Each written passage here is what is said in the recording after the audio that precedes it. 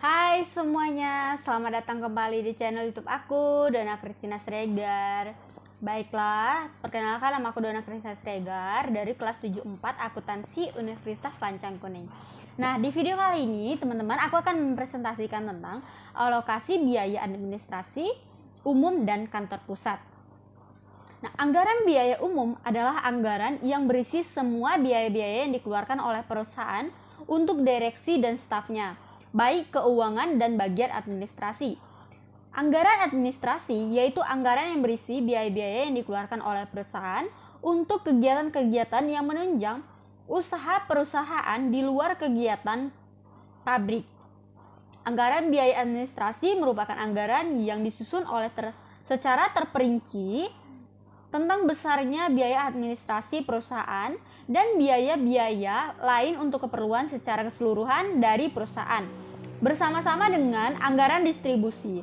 Maka anggaran biaya umum dan administrasi ini akan membentuk anggaran biaya operasional atau operational expense budget.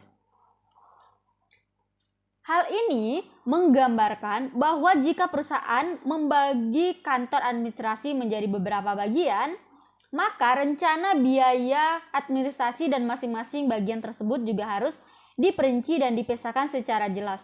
Nah, termasuk dalam beban ini yaitu yang pertama, gaji pegawai bagian administrasi, yang kedua, biaya tulis-menulis, yang ketiga, penyusutan atau depresiasi bangunan kantor, yang keempat, penyusutan atau depresiasi inventaris kantor, yang kelima, biaya telepon, keenam, biaya listrik, dan ketujuh, gaji pemimpin perusahaan, staf, dan lain-lainnya. Nah, tujuan penyusunan anggaran untuk menyatakan, yang pertama untuk menyatakan harapan atau sasaran perubahan secara jelas dan formal, sehingga bisa menghindari kerancuan dan memberikan arah terhadap apa yang hendak dicapai manajemen.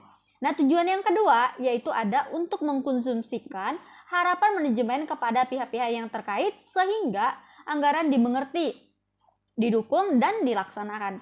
Tujuan yang ketiga yaitu untuk menyediakan rencana rinci mengenai aktivitas dengan maksud mengurangi ketidakpastian dan memberikan pengarah yang jelas bagi individu dan kelompok dalam upaya mencapai tujuan perusahaan. Tujuan yang selanjutnya untuk menyediakan alat pengukur dan mengendalikan kinerja individu dan kelompok, serta menyediakan informasi yang mendasari perlu tidaknya tindakan koreksi.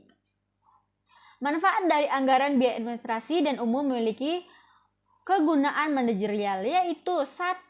Sebagai pedoman kerja, 2. Sebagai alat manajemen untuk menciptakan koordinasi kerja, 3. Sebagai alat manajemen untuk melakukan evaluasi atau pengawasan kerja, yang keempat untuk menyusun budget kas. Faktor-faktor yang mempengaruhi anggaran biaya administrasi dan umum.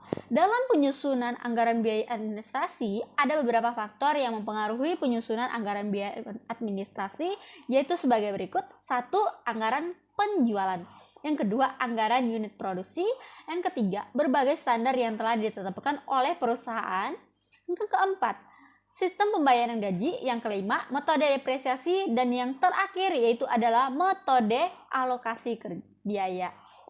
Baiklah teman-teman, itu aja presentasi aku kali ini, yaitu tentang alokasi biaya administrasi dan umum kantor pusat.